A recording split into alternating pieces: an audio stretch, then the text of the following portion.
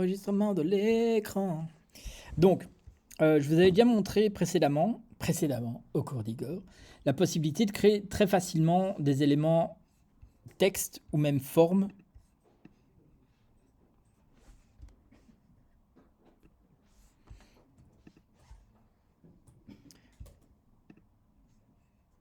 en 3D en sélectionnant ce petit icône ici, élément 3D, pour faire des écrans planes pour donner une perspective, mais pour même créer de l'extrusion, pour créer de la profondeur, changer un petit peu l'axe, pour créer des trucs isométriques, pour faire même des maisons, des formes, des trucs comme ça. Il y a moyen de faire des super trucs très simples, parce que vous voyez que ça crée des formes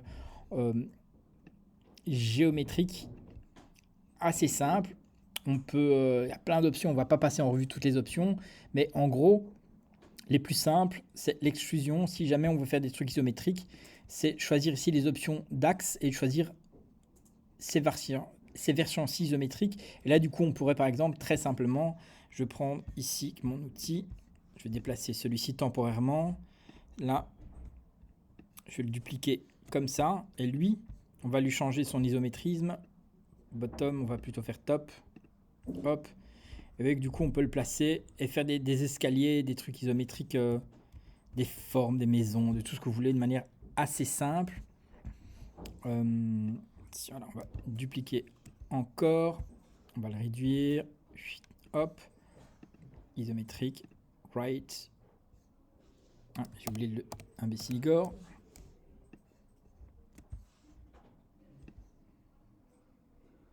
Hop. Isométrique. Right or wrong. Donc oui, il y a moyen de s'amuser, de faire des trucs plus ou moins créatifs très facilement. Après, on peut travailler au pixel près si vous voulez, mais bon. Donc on peut faire des trucs visuels très rapidement à ce niveau aussi. Ça, c'est de la base, avec un petit peu ce que vous voulez. Même pour du texte, par exemple, où du coup, on va créer, s'il veut bien. Et après, ça, Mhm. on peut faire l'intégration du coup sur XD. Oui. C'est Ouais. avec ça qu'ils font tous les modules 3D. Par exemple, oui, tu as d'autres programmes, mais ça, du coup, c'est intégré au système Adobe. Donc c'est pas mal. Oui, ça, ok. Mais si tu exportes, tu vas exporter comme quelque chose de plane, pas comme un élément 3D. Non, mais de toute façon, tu déformes la forme, quoi. Voilà.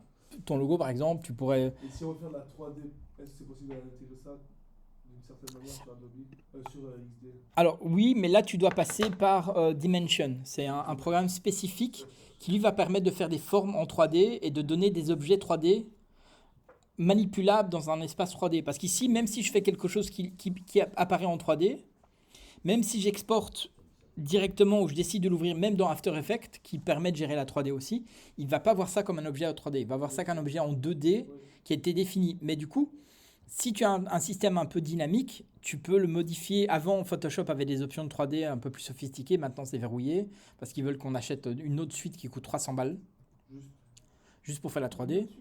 Il y a une nouvelle suite chez Adobe spécifique pour faire de la 3D. Tu vois, tu as Substance, où en fait, il y a, avant, il y avait 3 programmes, maintenant, il n'y en a plus que 2. Mais bref, pour faire de la peinture ou de la création en 3D, c'est horriblement cher pour ce que c'est. Donc, si vous voulez faire de la 3D gratuitement, utilisez Blender, ça marche très très bien.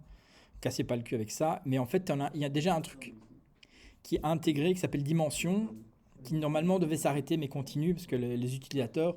Mais il n'y a plus de vraies 3D performantes dans Photoshop, en tout cas.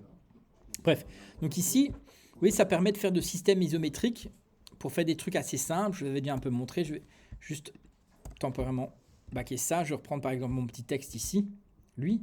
Et évidemment, on peut créer des planes, des systèmes un petit peu en 3D très facilement, sur lesquels on peut modifier plein d'options. De nouveau, je ne vais pas rentrer dans toutes les options, mais on a ici pour faire même des donuts. Mais là, ça, avec du texte, ça marche pas. Ça marche avec des formes, par exemple, pour faire des disques. Oui, entrez, bonjour. Poussez, poussez, poussez, poussez, poussez, poussez. Bloquez, respirez. Ça va, jeune homme? Oh, bah écoute. Hein, Non, bah écoute, c'est le quart d'heure académique. Ouais, il est un Hein peu long, mais. Bah, là, tu es à peine à 6 minutes après-midi, donc t'es pas encore dans le quart d'heure. Ça va, donc du coup, je suis Hein là. Il est toujours midi quelque part. C'est du retard. Ah, bref. Donc je révise pour montrer une autre truc après. Donc évidemment, ici, évidemment, on peut rajouter un petit peu la profondeur, on peut le faire un petit peu. À votre santé! Il n'y a pas il y a pas d'excuse, tu peux faire des petits effets de twist, de tout ce que tu veux. Il y a un truc qui est pas mal aussi, c'est le taper. Le taper, qu'est-ce que ça va faire? Vous allez voir que c'est encore assez chouette. Ça va donner un petit effet comme si à l'arrière, on le regroupait, on faisait une queue de cheval. Et ça peut donner un espèce de petit effet de... Vous voyez, dans les films avec le texte, il fait... Voilà. Ok, puis après, évidemment, tu as l'effet du volume de l'arrondi. Donc ça, c'est les bases un petit peu de la création de 3D. Évidemment, les axes, on va pas tout voir maintenant. Dans les définitions, tu peux modifier un peu les textures pour donner un petit peu... voilà. Le rendu, là, paraît un petit peu moche parce qu'il faut activer ici le rendu avec le ray tracing. Ray tracing, c'est rien à voir avec rétrécir. C'est le traçage, ça tient compte, ça crée une lumière un petit peu naturelle. Dans tous les jeux maintenant vidéo qui s'y tiennent, vous voyez, quand on l'active, c'est déjà un petit peu plus joli au niveau brillant. Ça va aussi permettre, par exemple, de créer, si jamais on veut, je vais le désactiver temporairement, mais de créer une ombre portée sur différents endroits. Behind or below. Évidemment, on peut modifier l'intensité, la rotation. Tout ça, c'est le réglage en fonction du rendu que vous voulez, qu'il faut un petit peu adapter. Je l'avais déjà montré précédemment, un petit peu, à voir si vous voulez un petit peu en détail. Alors, vous voyez ici le shadow bound, il est limité à la forme du frame, mais du coup, si on l'étend, il va quand même afficher l'ombre entière à ce niveau-ci. Et là aussi, si on active le ray tracing, il va prendre un peu plus de temps. Ça va être un petit peu plus nature, mais par contre, il va falloir un petit peu modifier un petit peu ou pas l'intensité de la lumière pour qu'il s'adapte. Et là, ça va être comment la lumière va se placer. On peut décider par exemple de mettre une lumière un petit peu rougeâtre, voire carrément rouge. Mais du coup, il ne faut pas oublier que l'ombre, idéalement, comme tu dis, devrait idéalement être un petit peu rougeâtre aussi. Mais alors là, il faudrait peut-être adapter le matériau. Et on peut, ici, voilà, patina color. On va lui donner une petite patine rouge aussi. Ce sera peut-être un tantinet plus proche. Ok, et normalement, il y a une couleur de surface qui n'y est pas.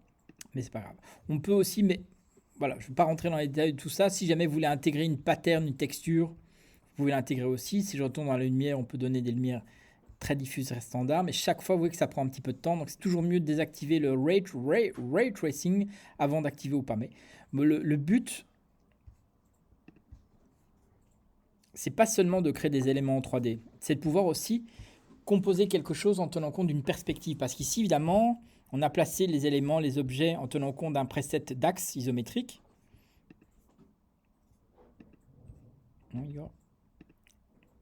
Par exemple, pour avoir des systèmes classiques un petit peu standards. Mais ce n'était pas mon but. Je vais vous montrer. Je vais le réactiver en étant plane ici. Parce que, vous voyez, on peut même faire des effets d'ombre portés un peu graphiques si on veut. Mais évidemment, il n'y a plus le jeu de matière et autres. Ce que je voulais vous montrer aujourd'hui, bande de gens, je vais juste un tout petit peu étendre mon artboard, c'est qu'on va activer, attention, activation, il y a une petite icône ici, c'est le Perspective Grid Tool, qui est plus ou moins chiant, mais qui peut être intéressant. Donc en fait, le Perspective Grid Tool, ça va permettre de pouvoir placer des éléments, déplacer ça, dans un espace en perspective. Mais du coup, on peut contrôler ces espaces. Donc on a ici des petits curseurs, vous voyez qu'il y en a beaucoup. Il faut savoir lesquels correspondent à quoi. Les plus simples, c'est pour modifier la hauteur de la grille. Donc ça va juste étendre cette grille ou pas. Pareil ici, non plus. Super. Là, c'est pour agrandir les carreaux. Peut-être ici, la grille. Ça, c'est pour modifier l'horizon. Mais normalement, Oui, on peut l'étendre, mais pas à l'infini. Ça, par contre, c'est bizarre. Parce qu'il passe pas derrière la forme, derrière le bloc. Non, je crois que c'est une question de peut-être de lisibilité de frame. Mais ça, c'est un petit peu étrange. Mais c'est pas grave. Ah oui, si, voilà. Vous voyez ici, ça s'arrête. Non, ou pas, Igor. Tu veux bien ou pas? Chopinot. Il ne veut pas, c'est pas grave. Mais de toute manière, la grille existe, même si elle n'est pas visible jusque-là. Je crois que c'est une question de lecture, de lisibilité pour pas que ça soit un bloc noir, en fait. Donc je pense que si on zoome dessus, on pourra peut-être l'étendre. Je crois que c'est une question de simplement de lisibilité. De toute manière, la perspective existe. Et là, on a les curseurs pour justement adapter et modifier la perspective. Mais du coup, on peut, ces curseurs ici, si je le replace, vous voyez qu'on peut adapter la perspective dans les deux sens. Il ne faut juste pas se tromper. Vous voyez, modifier la perspective dans ce sens-là, par exemple, pour faire un couloir plutôt qu'un coin. Donc là, on fait un couloir. Donc on peut adapter la perspective, adapter l'angle de la perspective et modifier le quadrillage. Et normalement, ici, ça permet de modifier l'angle, mais... Ah, c'est le point de vue. Ici, c'est le point de vue. Et on peut changer la grille pour faire une grille à 2 points, à 3 points, 4 points. Mais le standard, ça va être un petit peu ça. Si jamais on ne veut plus cette grille, on fait View, parce que parfois on n'en veut plus. Perspective Grid, Hide. Tout simple. Mais si je reclique, par exemple, dessus, attendez, je reviens, hop, et je réactive, il revient de base. Après, on va la restaurer. Hop. Mais pour la restauration, il n'y a pas une façon automatique. Sûrement. Si tu la trouves, tu peux me le dire. Mais il y en a sûrement une. Peut-être un clic droit quelque part, mais... Show grid, log grid. Non, ce petit symbole-ci, je vous explique ça. Après, ce petit symbole-ci est assez important. On va voir après. Donc, je vais l'étendre encore un petit peu ici. Donc là, on va dire que ma grille est plus ou moins placée comme je le veux. Et du coup, mes éléments ici, si jamais vous dites, ah tiens, comment le placer dessus, il faut utiliser un autre outil, qui est un outil secondaire, c'est Perspective Selection Tool. C'est évidemment, ça devrait être intégré avec un raccourci clavier. D'ailleurs, je me demande s'il n'y en a pas un. Pardon? Shift V. Shift V. Oui, pour le raccourci, mais tu vois, pour passer de l'un à l'autre avec juste une touche, par exemple, comme pour intervertir le noir et le blanc, des trucs comme ça. Mais donc ici, ce petit élément-ci est assez important parce qu'en fait, tu vas pouvoir prendre un élément et le placer dans la perspective. Mais du coup, l'importance de ce petit rapport-ci, ça va indiquer sur quel plan tu vas le mettre. Le bleu, c'est une grille bleue. L'orange, c'est une grille orange. Et l'horizontal, c'est le sol ou le plafond. Donc ici, on va par exemple travailler sur le bleu. Je vais juste temporairement, parce que ça, c'est un léger souci, je vais le dupliquer. S'il veut bien. Et voilà. Donc là, j'ai mon axe ici qui est sur l'axe bleu. Je vais reprendre mon outil de sélection. Hop. Et je vais tout simplement placer dessus. Vous voyez, dès que je rentre dessus, il va automatiquement s'aligner à la grille. Je relâche. Il est censé s'intégrer dedans. Mais du coup, comme on lui a activé une perspective un peu particulière, il va falloir lui remettre une perspective normale. Est-ce que tu peux mettre sur sélectionner tous les plans de la perspective et faire glisser, par exemple Sur les 3 phases, ou au moins 2?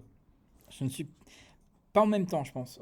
Mais je crois qu'il y a peut-être moyen, parce que si tu veux mettre un élément sur un coin, par exemple, c'est ça que je veux dire. c'est ça. Hein. Parce qu'ici, tu vois, il garde la perspective.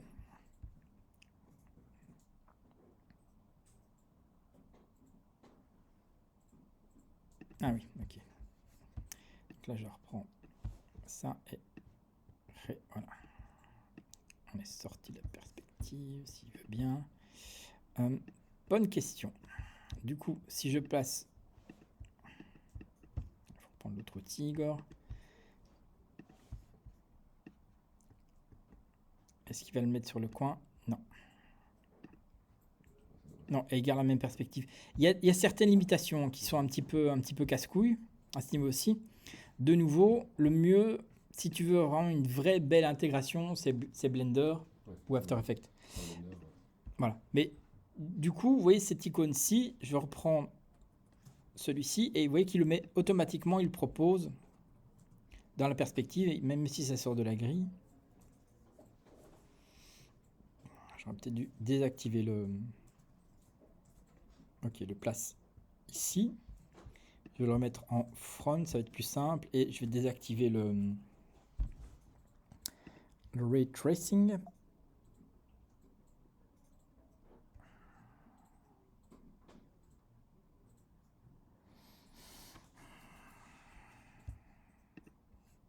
Ok. Là, du coup, vous voyez qu'il s'adapte à la perspective.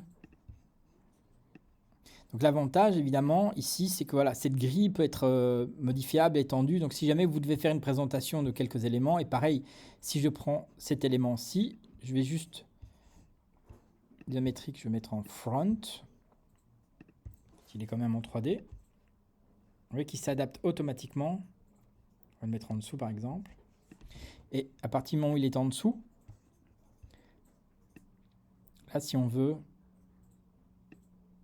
s'il veut bien, pas beaucoup ou pas beaucoup. Toujours en front, non? Ben oui, mais il devrait, même en front, il devrait mettre un peu de profondeur, je pense. Un Ouais, extrude. sur Extrude, je crois. Pardon? Je disais la même chose que toi. Oui, hein. Mais là, c'est étrange qu'il ne le fait pas. On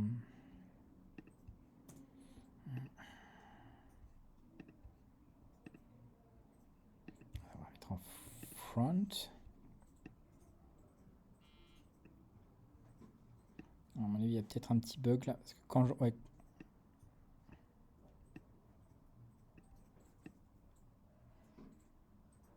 Ah.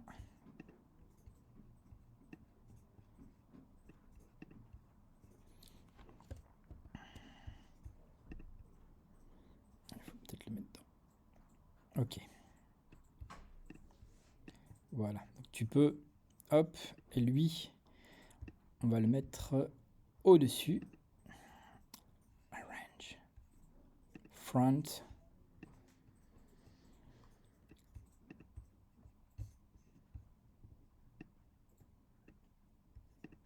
Donc tu peux créer des fausses plaques de façade, de trucs comme ça. Imagine, tu dois représenter une marque sur un immeuble, un truc comme ça.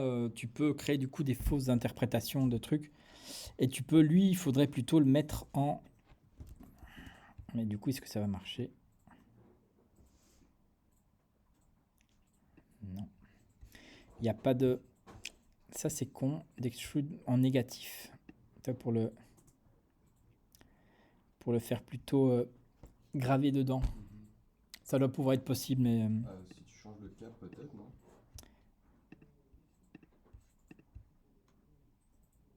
On va faire un truc qui commence à ressembler à ça, mais pas vraiment. Ouais. Attends, on va reprendre matériaux.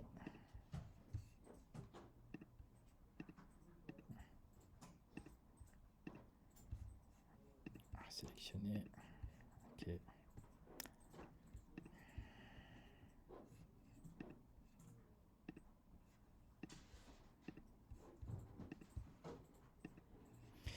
Ah, peut-être ici alors. FX Bevel and Emboss.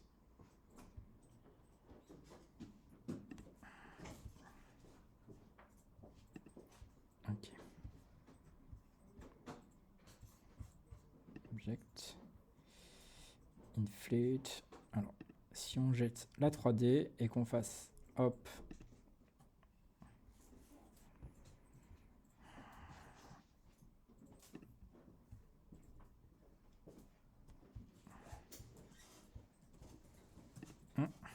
Non.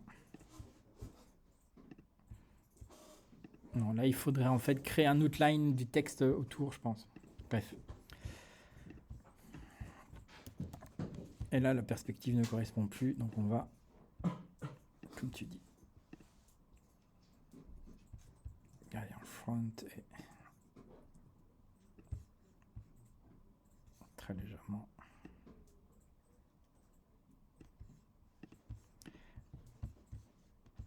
Voilà, donc après de nouveau c'est de l'usage que vous allez en faire, hein, comme tout.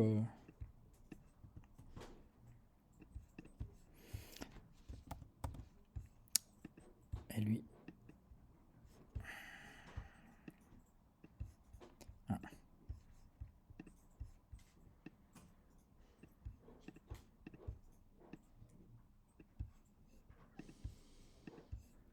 Exactly.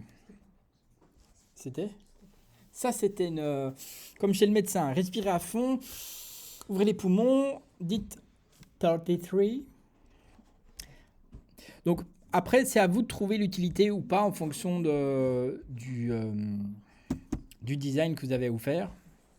Mais ça a le mérite d'un peu exister. Je vais vous montrer, je vous ai déjà montré l'équivalent un peu de. Je sais que c'est pas cours de Photoshop, mais dans Photoshop, on a un autre outil j'adore. C'est l'outil.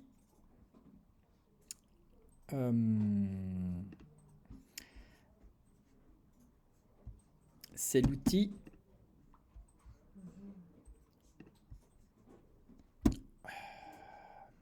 Vanishing Point. Bon, je vais virer ces deux trucs-là. Donc l'outil Vanishing Point, on va créer un nouveau calque. Donc ça peut être intéressant pour vous, même pour intégrer des systèmes graphiques standards. Donc ici, voilà, on va prendre ici la grille, je l'avais déjà faite, mais en gros, je vais prendre ma grille, je vais supprimer ma grille. L'outil Vanishing Point, donc on va créer un nouveau calque. On n'est pas obligé, mais c'est mieux. Je vais essayer de créer en fait une grille avec cet outil qui va nous permettre de récupérer en fait la perspective. On pourrait se baser sur la perspective du mur, mais en fait, la perspective du cadre est plus simple à mettre en place et on va l'étendre. Donc, je vais créer un point, un point, un point, un point.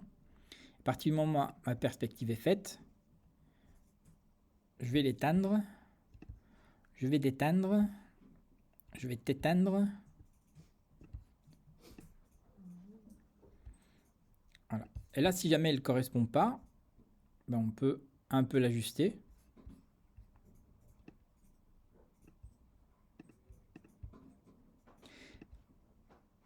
Si jamais vous voyez que votre grille de perspective... Allez mec. Allez mec. Ok mec. Si jamais vous voyez que votre grille de perspective ne va pas, on va y arriver Igor ou pas, s'il te plaît. Si par exemple elle est rouge ou jaune, c'est qu'il y a un problème de perspective. Ici, de manière plus ou moins correcte. Je vais juste faire cancel. Et ce que j'avais déjà fait, donc je ne vais pas me casser le cul. Là, c'est ma grille de perspective qui est déjà un tantinet plus juste. Donc, à partir du moment où ma grille de perspective est faite, elle reste en mémoire dans mon fichier. Imaginez, je vais retourner ici dans Illustrator. Je vais reprendre ici mon petit élément mystery, là. Peu importe, je pourrais le faire n'importe où, mais je fais ce principe-là pour vous montrer qu'on peut intégrer en fait des éléments de InDesign, de Illustrator, dans Photoshop, tout est intégré à ce niveau aussi. Et lui, voilà, tout simplement, je vais supprimer l'effet 3D. Je vais le garder twisté comme ça, j'aime bien encore. Je fais un commande C pour le copier. Allez, mec. Je retourne dans Photoshop. Je retourne dans mon filtre Vanishing Point. Et je fais un commande V. Est-ce qu'il apparaît ou pas? Pas sûr.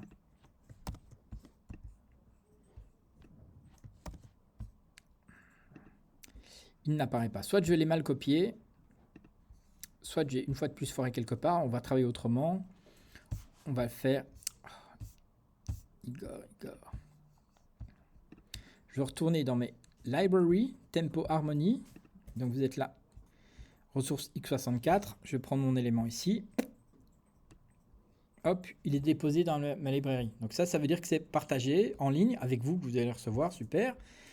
Et techniquement, qui va apparaître ici. Mon mystery, il est là. Ok. Donc, je peux l'importer. Il est là. Je vais faire un commande C pour le copier. Je le masque temporairement. Je retourne sur mon calque vide. Je vais faire filtre. Vanishing point. Commande V. Salopard. Là, tu devrais apparaître par contre. C'est pas normal.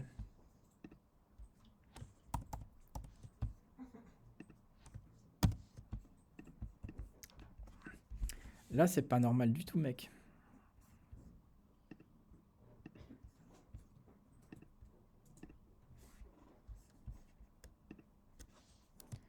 Commande C. On est d'accord, c'est copié. Je le masque. J'ai oublié, c'est filtre, puis quoi? C'est pas galerie de filtres, c'est un adaptatif, c'est quoi pour activer la grille? Vanishing point, fuite, une ligne de fuite, un truc comme ça. Ok.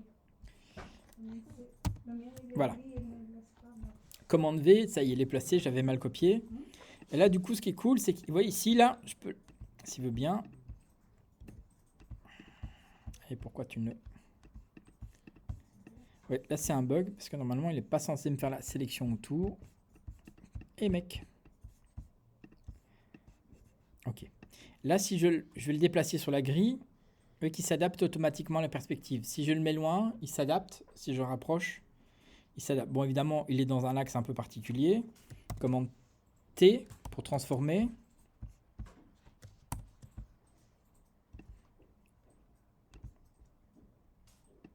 On va le réduire.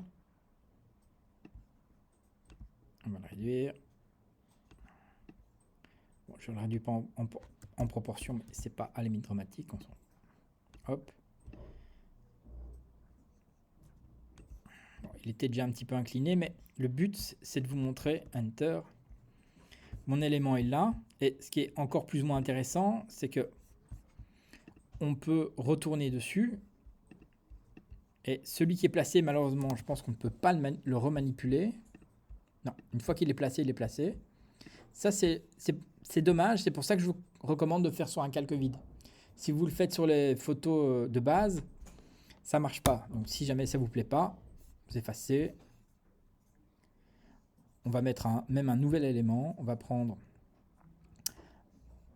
outil de forme standard, le coyote, nouveau calque. Hop. Mais pas avec un RAD, s'il vous plaît. Fill. Color. Allez, un petit rose, on s'en fout. Shape. Commande C. Est-ce qu'il est copié ou pas?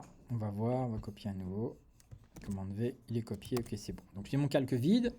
Filtre, vanishing point. Commande V. Pourquoi tu ne le fais pas? On peut en mettre plusieurs des filtres. Oui, oui. Tu vois, ici, j'ai ce mur-là. Je peux reprendre mon outil de grille, ici, et je peux cibler ce mur-ci, par exemple. Pour chaque point de fruit, c'est un calque différent ou on peut utiliser le même? Je vous conseille de prendre des calques différents. Comme ça, si jamais il y a un souci, tu vois, ici, j'écris une autre point de fuite. Et si je fais un petit commande V, Il faut coller l'élément dedans, c'est ça? ouais. Bon, là, il ne veut pas le coller. Je ne sais pas pourquoi. Premier nom du jour. Sélectionner, commande C. Ah, il faut être sur le bon calque, Igor. Commande C. Commande D pour désélectionner. On retourne sur celui-ci. Filter, vanishing point. Commande V, ça y est. Là, il est copié. Vous voyez qu'il s'adapte automatiquement ici. Évidemment, il n'est pas hyper lisible. Mais si je fais... J'avais pas sauvegardé mon autre grille, mais du coup, si je refais une nouvelle grille ici quelconque... Hop. Et là où c'est encore plus magique, vous voyez le mur ici? Je peux étendre ma grille, mais si je veux que ma grille tourne le mur, magie, j'appuie sur majuscule. Ok, donc non. J'appuie sur option. Commande. Voilà, commande. Et tu tournes le coin. Ici, je sélectionne, je vais jusqu'au bout. J'appuie sur Je sélectionne. Allez mec. J'appuie sur commande. Hop, on tourne le mur. Jusqu'au bout. Et normalement, il devrait se raccorder.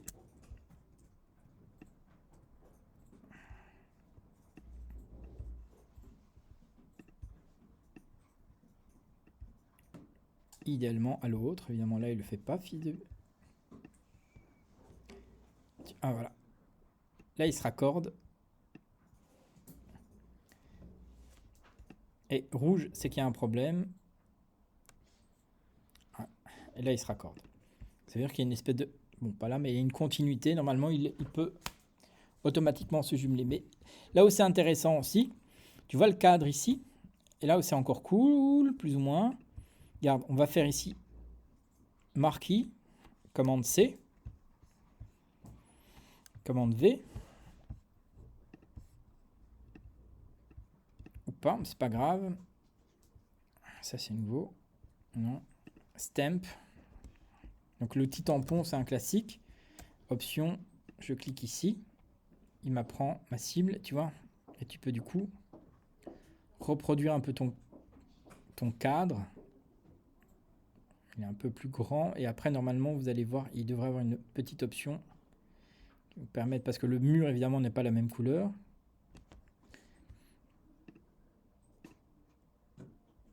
J'aurais dû le faire avant, évidemment.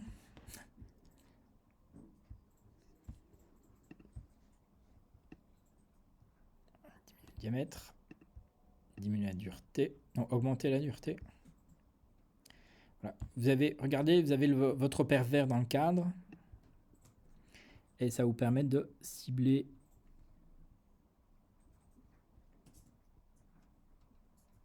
le cadre et on peut gommer par après.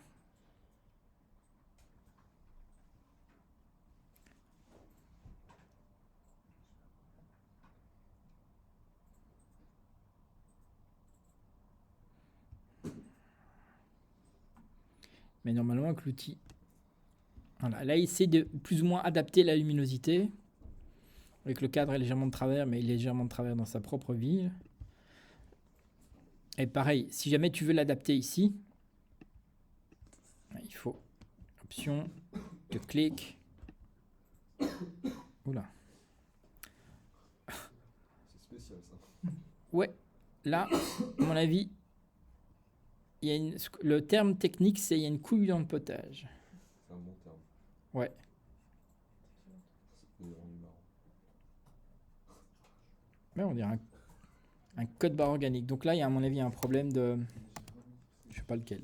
Donc, ouais, non, là, il y a un bug quelque part, tu vois. Donc, merci Photoshop. Tu es mon ami, mais pas tous les jours. En tout cas, pas les jeudis. Mais donc là, le vanishing point, c'est un truc qui peut être intéressant quand vous avez des placements de logos à mettre. Et du coup, là, tu peux faire, comme on a dit, faire deux points de fuite différents et faire un Oui. objet sur un point. Ouais. Là, tu peux. Là, c'est un des avantages, c'est que tu peux tenir compte de ça. Et du coup, tu passes d'abord par Illustrator, tu fais ton logo, puis après, tu le mets sur Photoshop. Ouais. Et je trouve l'intégration de 3D, de perspective est plus adaptée avec cet outil-là. Dans Illustrator, c'est vraiment pour la conception, le design, ici. Et il y a... Oui. Je suis en train de faire plus ou moins la même chose. Par contre, il ne me laisse pas, il n'intègre pas. Attends, j'arrive.